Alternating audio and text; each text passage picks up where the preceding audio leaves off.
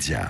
Bonjour à toutes et à tous, bonjour Gilles Gansman, bonjour et bonjour Moundir. Bonjour. Merci d'être avec nous, on est ravis de vous recevoir. Vous publiez chez Robert Laffont Père et Fils, c'est un récit, c'est votre histoire, c'est très émouvant, c'est un hommage à votre père et on va en reparler dans un instant. Déjà, comment allez-vous, puisque vous avez beaucoup communiqué sur le fait que vous avez contracté le Covid et que ça a été très dur. Oui, ça a été des jours pas évidents, une maladie qui m'a bien esquinté. Mais je suis content d'être parmi vous, de revenir ici chez vous et de pouvoir échanger avec vous. Et aujourd'hui, vous avez encore des séquelles ? J'essaie d'en avoir moins, j'en ai quelques-unes encore. Il me reste des particules de Covid dans le poumon, qu'il faut absolument que ça parte, c'est indéniable. Et aussi parfois des petites pertes de mémoire que je n'avais pas avant, mais que je récupère. C'est un peu comme si le Covid m'avait fait une remise à jour et qui m'avait tout effacé. Donc il fallu apprendre à marcher, à parler, à respirer. Mais vous respirez mieux, parce qu'on vous a entendu chez Cyril Hanouna, où vous aviez le souffle coupé, où c'était compliqué de parler. Ce qu'il faut savoir, c'est que je m'entraîne le matin de bonne heure, donc je suis pratiquement entre 5h30 et 6h du matin à la salle. Oui, parce que je tiens ça de mon père. Je suis quelqu'un vraiment de très très tôt. Je me lève très très tôt et j'avais vraiment poussé à l'entraînement. Et comme j'enregistrais donc en direct après, donc effectivement la fatigue se faisait ressentir. Et lorsqu'il y a une vraie fatigue, j'ai beaucoup de mal après à respirer. Donc ce qu'il faut savoir, c'est que mon poumon gauche a été carrément mort et qu'il faut remettre en vie tous ces tissus pulmonaires. Vous avez trouvé des salles de sport ouvertes, vous ? Dans les hôtels, il y en a absolument. Oui, puis parfois. Only member. Parce que ça ouvre demain. Ça ouvre demain et demain on aura le patron du Ken Club et des clubs Medium qui sera avec nous, Arthur Benzakem, qui viendra nous raconter cette très très longue période pour les salles de sport. Un vrai scandale. Et on va en parler avec lui. J'ai cru qu'on avait une salle de sport clandestine, on tenait un scoop et pas du tout. Pas du tout. Alors, la question du jour, elle est liée à appel à témoins. 2 569 000 téléspectateurs, 13% de part de marché. C'est une bonne audience, c'est pas un carton, c'est devant TF1 et devant avec le téléfilm avec Laetitia Milio. Et on s'est demandé si appel à témoins vous a convaincu. Pour l'instant, c'est 50-50 sur nos auditeurs qui commencent à voter sur le compte Twitter. C'est 47% oui, non à 53%. Mais voilà, mais ça commence à voter. Moi, j'ai pas été convaincu du tout. Moi, j'ai beaucoup aimé. Vous l'avez regardé, Moundir ? J'ai regardé que des extraits. Je pense qu'il y a mieux à faire. C'était bien je pense que ça a sa place, peut-être à améliorer. Bon, à l'époque, j'aimais bien beaucoup Jacques Pradel, mais voilà. Donc après, en espérant qu'en tout cas qu'ils augmentent les audiences pour eux, parce que c'est le but. Il y a des auditeurs qui nous demandent pourquoi on ne pose pas une question sur les effets secondaires graves du vaccin. Ça vous énerve, ce genre de choses ? Alors avant de voir les effets secondaires sur ce vaccin-là, il y a même des effets secondaires sur un anticoagulant, tout simplement, que j'ai eu. Et que ce monsieur, il faudrait qu'il découvre l'expérience d'être malade en réanimation, et je pense qu'il changera d'avis. Vous comprenez tous ceux qui pensent que l'hydroxychloroquine ou d'autres choses, ou que la Covid est une petite grippe, c'est quelque chose qui vous révolte ou pas ? Mais la chose que je peux vous dire, c'est que c'est tout sauf une grippe, parce que j'aurais aimé avoir une grippe à ce moment-là. Les personnes qui justement ont un peu cet esprit de dire qu'il y a un ordre là-haut qui pense qu'effectivement tout ça c'est une mascarade et que les vaccins et compagnie. Ce qu'il faut savoir, c'est que moi, lorsque j'étais hospitalisé pendant 18 jours, dans 5 jours en réa, à l'intérieur de l'hôpital public, on m'avait proposé 2 protocoles que j'ai refusés. D'accord ? Parce que j'ai dit, au pire, si je dois partir de ce monde, je pars, mais je veux pas qu'on m'injecte des choses qu'on ne connaît pas. Donc, soit vous me sauvez de cette manière-là, c'est-à-dire perfusé et puis avec l'oxygène, sinon je m'injecte rien du tout. Moi, je fais partie de cette génération où on doit se vacciner pour protéger les autres. Tout simplement. Maintenant, il y en a qui ont leur histoire. Bon, prions pour que effectivement ils ne tombent pas malades, mais le jour où ils tomberont gravement malades et que le SAMU ne peut pas venir, comme moi c'était le cas, parce que c'est mon petit frère qui m'a emmené d'urgence à l'hôpital, parce qu'il fallait attendre 4 heures. Très vite, parce qu'il fallait attendre 4 heures pour avoir une ambulance, les gens ne savent pas, c'est que le SAMU était complet. Et quand vous arrivez aux urgences et qu'il faut attendre 5 heures pour que vous puissiez passer, alors que vous êtes en train d'étouffer, là, on commence vraiment à s'inquiéter. Donc, je vous assure, j'en ai eu des personnes qui m'ont écrit en disant « nous, on n'est pas d'accord avec toi et compagnie », et c'est leur droit. Mais la plupart, il y a la majorité qui ont décidé de se faire vacciner, et tant mieux. et qui a aussi une désinformation, pardon de le dire, et je l'affirme, sur les effets secondaires du vaccin. Et je ne convaincrai personne en disant ça, sauf qu'on en est à plusieurs millions de personnes vaccinées dans le monde, et que force est de constater que ce qui se passe en Israël ou dans ces pays où les gens sont vaccinés, il y a une immunité collective et que le virus n'est plus là. Et le virus, ce n'est pas une petite grippe, ce ne sont pas que les gens de plus de 75 ans qui meurent, des gens comme vous, en pleine forme. Je connais quelqu'un qui est hospitalisé aussi depuis 2 mois, un homme qui a 44 ans, qui n'a rien, et qui n'a, il a témoigné sur Twitter et qui n'avait aucune comorbidité. Donc, bon. Gilles, on va passer aux zappis. Vous regardez quoi, vous, à la télé? Alors, moi, j'aime beaucoup les reportages sur le sport, mais aussi sur les serial killers. J'aime bien, j'aime beaucoup. J'aime savoir un peu cette psychologie de comment ils arrivent à penser et compagnie, et ceux qui les traquent. Donc, vous aimez bien ce genre de... Ouais, c'est un peu comme au poker. J'aime déceler les tels chez les gens, et puis parfois il y a des histoires qui sont assez folles, donc voilà, je suis un très grand fan de ça. Alors Gilles, qu'est-ce qu'il y avait à la télé hier? Sud Radio 10h midi Média, l'instant zapping. Eh bien Valérie, c'est l'affaire du moment, l'affaire Jean-Luc Mélenchon, passé de la politique au complotisme. Et hier, Quotidien sur TMC en a remis une couche avec cet extrait où il met en doute les pannes de numéros de secours. Et oui, il y aurait anguille sous roche, madame. Tout ça est tombé en panne pendant 6 heures. Et bien moi, je vais vous dire, je trouve ça suspect. À chaque fois qu'il s'agit de privatiser quelque chose, on commence par montrer que le service public ne fonctionne pas, qu'il y a un problème, etc. Genre, une fois que ça va être privatisé, vous allez voir, parce que c'est l'entreprise privée, c'est efficace, ça marche tout le temps. Tu parles que ça marche tout le temps. Il suggère que les fameux ceux d'au-dessus, ceux qui gèrent les présidents et les attentats aussi, donc ils ont fait exprès de mettre en panne les numéros d'urgence, que sont le 17 ou le 18, pour donner des arguments pour privatiser Orange. Bon, allez, raccrocher, c'est une horreur. Restons avec Quotidien sur TMC, où ils ont diffusé des images de Francis Lalanne, qui s'en est pris au journaliste Paul Laroutourou et à son cadreur, Paul Bouffard. Alors, ça fait un peu tâche pour celui qui crie à la liberté à tout craint. On pourrait démarrer par la liberté de la presse. Non. Tout va bien? Non. Tout va bien? Non. Monsieur Haddad, non. Non, déjà, vous enlevez votre perche. Enlevez ce qu'il y a dans la caméra. Enlevez ce qu'il y a dans la caméra. Non, monsieur Haddad. Enlevez ce qu'il y a dans la caméra. Enlevez ce qu'il y a dans la caméra. Monsieur Haddad. Enlevez ce qu'il y a dans la caméra. Arrêtez, calmez-vous. Enlève ce qu'il y a dans la caméra.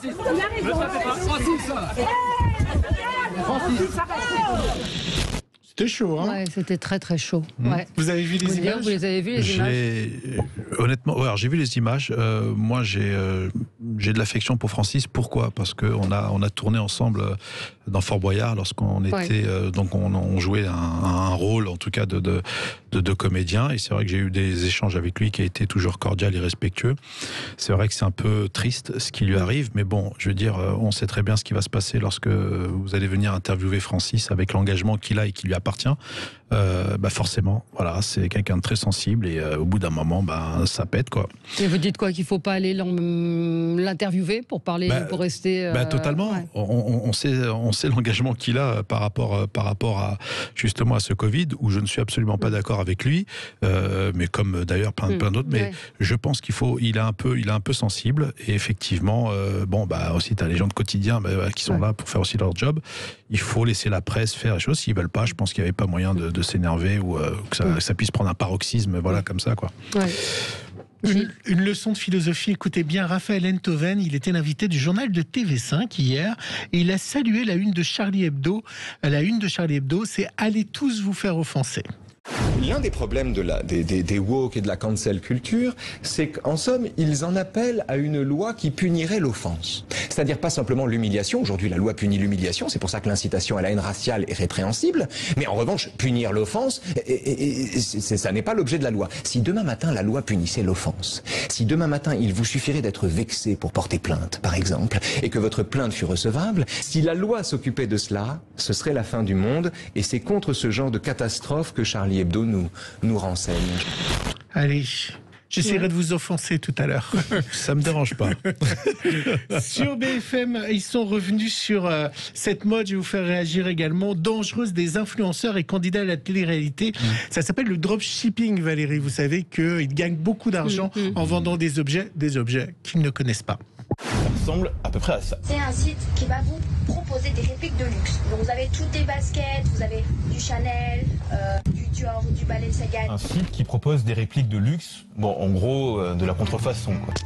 Ça là, c'est le meilleur dentifrice. Ils sont interdits en France. Là, on a donc un dentifrice interdit en France, dont la composition et la provenance ne sont même pas présents sur le site marchand. Une pratique très lucrative pour certains influenceurs qui, pour les plus célèbres, peuvent gagner de 40 000 à 100 000 euros par mois. Vous n'avez jamais vendu? On vous a fait des propositions là-dessus? Alors c'est un dossier que je connais extrêmement bien. Je n'appelle pas ça les influenceurs, mais les influenceurs. Ce qu'il faut savoir, c'est que aujourd'hui, ce marché parallèle, alors le dropshipping est tout à fait légal. Les arnaques qui sont en train de se faire, ce n'est absolument pas du dropshipping. C'est ce qu'on appelle de l'escroquerie en bande organisée. C'est plutôt un préjudice de 300 millions d'euros de détournés depuis ces plateformes-là. Il faut que les choses changent, il faut qu'il y ait une régularisation et justement une autorité qui gère cela. Moi, je me souviens à une époque, on m'avait proposé, j'avais fait 4 placements produits en une journée, et j'ai tout de suite compris que c'était quelque chose qui me ressemblait absolument pas, et qu'on pouvait pas vendre quelque chose là. Ce qu'il faut savoir aussi avec ces personnes qui agissent comme ça et qui sévissent, parce qu'il y a énormément de familles des mamans et des enfants qui se font délaisser de leur argent, c'est que tant qu'il y aura personne qui poseront une loi concrète, et que aussi les agents qui représentent ces candidats-là ou ces influenceurs, il va y avoir des dommages collatéraux qui vont être monstrueux. Il y en a déjà. Le fait de faire du faux, déjà, c'est à ce moment, ça ne devrait même pas exister.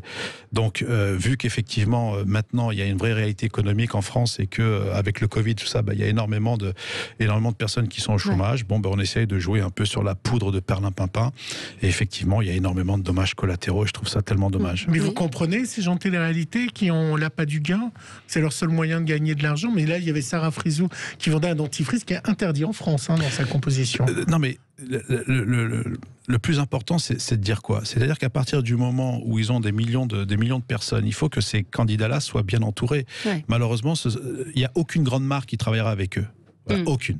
Il n'y en a aucune. Donc, ils ont un rythme pour de leur vie... image. Oui, non, mais aucune grande marque. Vous avez cité des marques.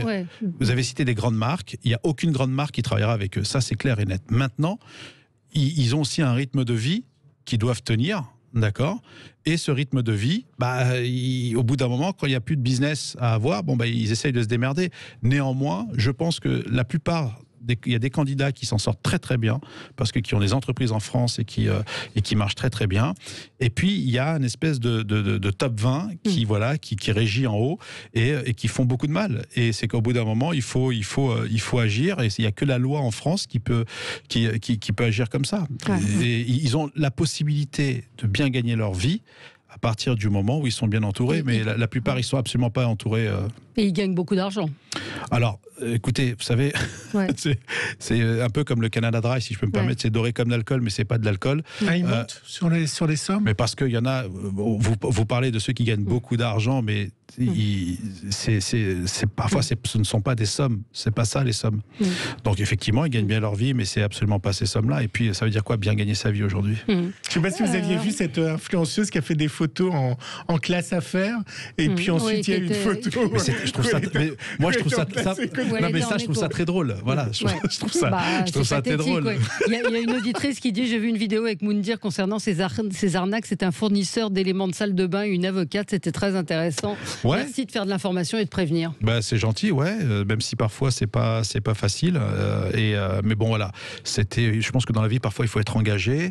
Et moi, je fais de la télé, c'est pas pour arnaquer les téléspectateurs, enfin ceux en tout cas qui nous permettent aujourd'hui d'être face à vous. Et Valérie, vous avez très court. Moundir a été très connu pour ses petites phrases, un peu à la Jean-Claude Van Damme. On finit avec Jean-Claude. La haine ne sera pas guérie avec la haine, mais la haine se guérit avec l'amour. Voilà. Je trouve ça logique.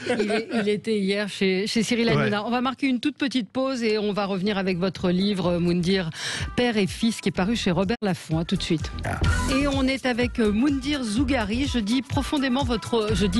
Merci beaucoup. Je dis votre nom. C'est intéressant d'avoir dit profondément.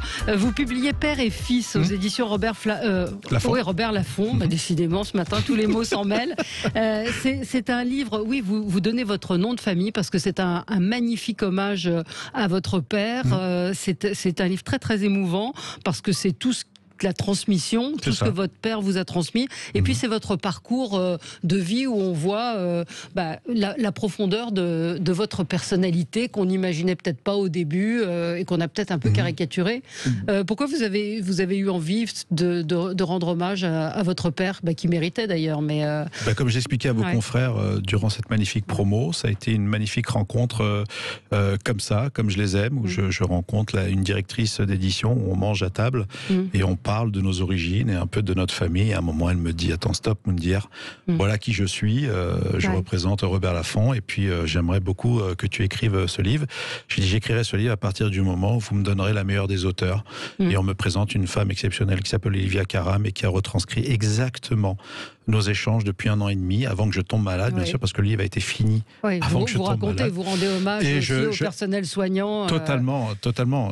Alors, je ne parle pas du Covid dans le livre, bien sûr, parce que forcément, j'étais en pleine forme à ce moment-là, mais je parle vraiment de la transmission des valeurs, de tout le parcours qu'a eu mon père et qui nous a retranscrit à mes frères et moi, ainsi que ma maman aussi. Oui, vous étiez 6, c'est ça? Nous sommes 6 frères. Nous sommes 6 frères, 6 garçons. C'est ça. C'est du boulot. C'est une équipe de foot quasiment. C'est pratiquement ça, on va dire. Et quand vous parlez beaucoup de l'intégration et de l'éducation de votre père et comment vous vous sentez français, quand vous voyez tous les débats d'aujourd'hui qui n'existaient pas d'ailleurs il y a 15 ans, 20 ans, vous le vivez comment? Alors mon père s'est intégré, nous on ne s'est pas intégré parce qu'on est né ici, donc on n'a pas à s'intégrer. Comment je le vois? Je le vois de la même manière que lorsqu'on allait en Algérie, qu'on nous disait qu'on était des émigrés et qu'en France on était les émigrés.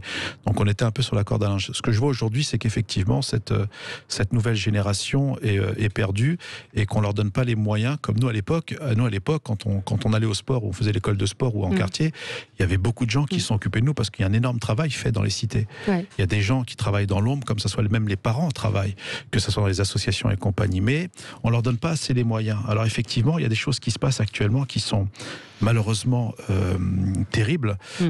Des garçons qui agressent et qui tuent à 13-14 ans, qui filment aussi avec leur téléphone. Je crois qu'il y a une prise de conscience qu'il faut avoir. Moi, je suis quelqu'un qui vient des quartiers. Donc je sais de quoi je parle. Je sais quelles sont les mœurs et la mentale. Vous racontez que vous avez failli mal tourner aussi bien sûr. À un moment. Oui, bien sûr. Oui, parce que un peu comme nous, on a tous pardonnez-moi de parler comme ça, mais on a tous en nous cette espèce, je dis, cette boule je vais pas dire meurtrière, mais en tout cas une boule où au bout d'un moment, on arrive face à ce qu'on appelle la zone rouge, voilà, où on peut basculer, mais heureusement qu'il y a des gens autour de nous, et moi ça a été ma femme en tout cas. Oui, c'est votre femme, le sport aussi, vous parlez du sport. Oui, qui a été une très grande éducation, parce que j'ai grandi avec énormément d'amis quand on faisait du sport, plus précisément le basket. Après, il y en a qui ont pris leur chemin qui leur appartient. Et puis, moi, j'ai rencontré des gens formidables et qui ont fait partie un peu de mes parents de rue, de mes parents de sport, comme Claude Sals, comme Christiane Boulet. Enfin, tous ces noms-là qui m'ont permis d'être la personne que je suis aujourd'hui. Parce qu'il y a 2 éducations. Il y a celle de la maison, où effectivement tout se passe bien. Mais il y a celle de la rue. Et celle de la rue est très différente. Et votre femme qui a été incroyable, parce que c'est elle qui a commencé sur Instagram à raconter la maladie, ce que vous viviez.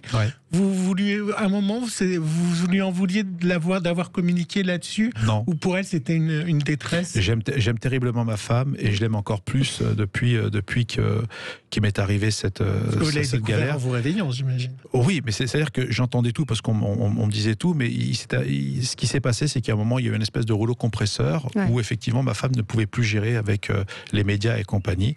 Donc elle s'est renfermée entre sa famille, notre famille et moi.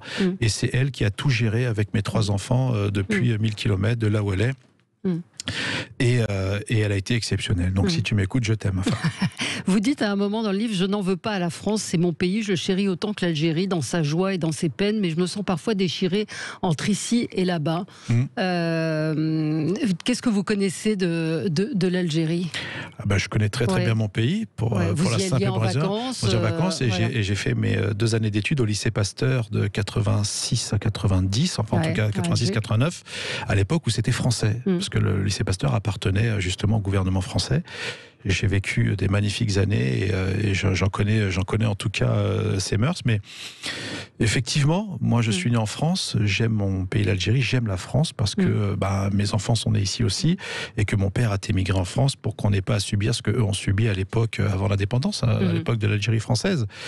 Et ce vivier qu'on a d'avoir cette culture européenne et d'avoir eu la chance de voyager, parce que nos parents n'ont pas eu cette chance-là, ils ont voyagé pour émigrer, c'est qu'aujourd'hui, à l'époque, nos parents disaient oui, mais nous, aujourd'hui, on vous dit non, que ça ne se passe pas comme ça.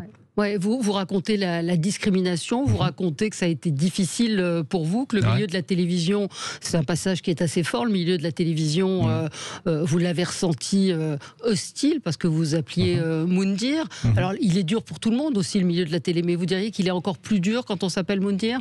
Il est plus dur surtout parce que c'est l'envers du décor. La télé, c'est pas ce que l'on voit, c'est ce que l'on construit en backup. Moi, lorsque je me suis retrouvé candidat à Koh-Lanta en 2003, donc il y a prescription maintenant, j'ai vu tout de suite qu'être candidat n'allait pas m'emmener loin et que je voulais faire un vrai métier parce que j'avais décidé de me lancer justement dans justement l'artistique. Et puis quand je voyais Denis Brognard animer, je dis c'est ce que j'ai envie de faire.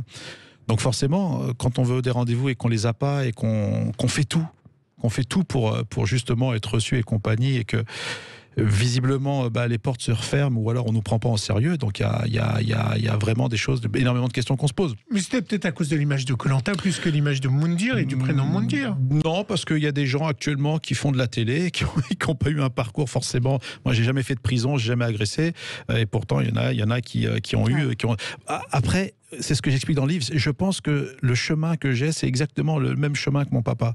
C'est-à-dire qu'il y a des gens qui sont faits pour souffrir dans le travail. Et comme il y a des gens qui ça se passe très très bien. Moi, je dois bosser comme mes frères 100 fois plus.